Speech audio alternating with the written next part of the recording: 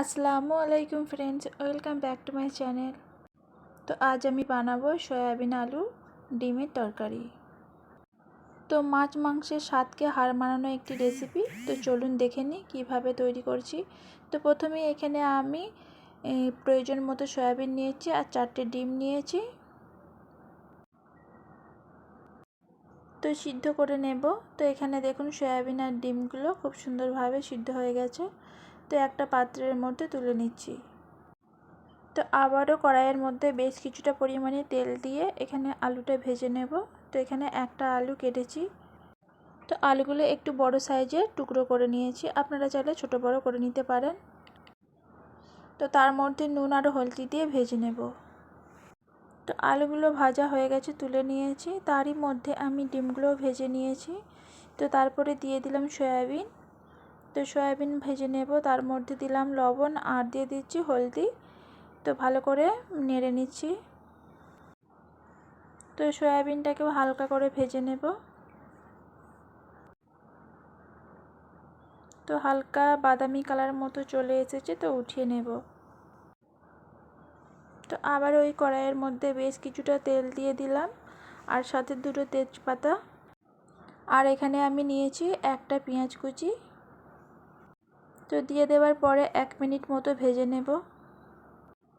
তো তারপরে দিয়ে দিলাম একটা টমেটো কুচি। তো টমেটো আর পেঁয়াজ এটাকেও 1 মিনিট মতো ভেজে নেব আর সাথে দিয়ে দিলাম 1 চা চামচ লবণ। তো লবণটা দেওয়ার পরে এখানে অ্যাড করে দিচ্ছি 1 চা চামচ মতো আদা রসুনের পেস্ট। তো দেওয়ার পরে আবারও একটু নেড়ে নিচ্ছি।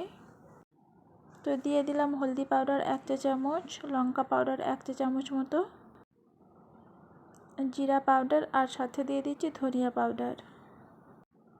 সয়াবিনের তরকারিতে মশলাটা একটু বেশি হলে দেখবেন দেখতেও ভালো লাগে আর খেতেও অনেকটা টেস্ট হয়। আর যদি আপনারা কম খেতে পছন্দ করেন সেক্ষেত্রে মশলাটা আপনাদের বুঝে দিয়ে দেবেন। তো এখানে আমি দিয়ে দিলাম আরও 2টো শুকনো লঙ্কা, এটা অপশনাল, আপনারা চাইলে দিতেও পারেন, না হলে স্কিপ করে দিতে পারেন। আর সাথে আলু ভেজে রাখাটাও অ্যাড করে দিলাম। তো মশলাটাকে আমি খুব ভালোভাবে কষিয়ে নিয়েছি।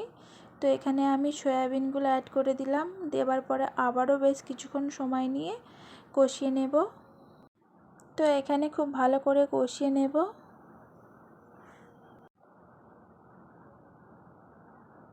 তো অল্প পানি দিয়ে দেব। তো পানিটা দেওয়ার পরে ভালো করে মিশিয়ে নেব আর গ্যাসের ফ্লেমটা মিডিয়ামে রেখে 5 মিনিট মতো ঢাকা দিয়ে রান্না করে নেব। তো এখানে ঢাকাটা খুলে নিয়েছি। দেখুন তরকারিটা দেখেই কতটা লোভনীয় লাগছে না? আর কালারটাও দেখুন কতটা সুন্দর হয়েছে। তো এখানে আমি দেখুন তরকারিটাকে খুব ভালোভাবে নেড়ে নিয়েছি আর তেজপাতাগুলোকে তুলে নিলাম। তো আপনারা চাইলে সয়াবিন ডিম আলুর তরকারিটা বানাতে পারেন, সবজি না থাকলেও এভাবে কিন্তু অনেক টেস্ট আর মজাদার হয়। তো এই তরকারিটা থাকলে আর কিছুই লাগবে না। তো সাথে ডিমটাকেও অ্যাড করে দিলাম। তো ডিমের মধ্যে লবণ ও হলদি দিয়ে মাখিয়ে ভেজে নিয়েছিলাম, তো এটা আমি দেখাতে পারিনি। তো আবারও খুব ভালো করে একটু কষিয়ে নেব ডিমটা দেবার পরে।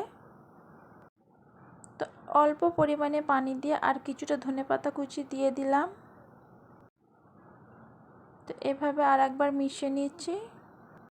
তো গ্যাসের ফ্লেমটাকে একদমই লোতে রেখে 5 মিনিট মতো রান্না করে নেব। তো আমার ডিম আলু সয়াবিনের তরকারিটা আপনাদের কাছে কেমন লেগেছে অবশ্যই কমেন্ট বক্সে কমেন্ট করে বলবেন। ভালো লাগলে লাইক, কমেন্ট আর সাবস্ক্রাইবার করে পাশে থাকা বেল আইকনটি অবশ্যই প্রেস করবেন। তো আমার যে বন্ধুরা এখনও অবধি আমার সাথে আছেন তাদেরকে জানাই অসংখ্য অসংখ্য ধন্যবাদ। তো ভিডিওটিকে আমি আর বেশি বড় করলাম না, এখানেই শেষ করলাম। আবারও অন্য কোনো রেসিপি নিয়ে চলে আসবো। আল্লাহ হাফিজ।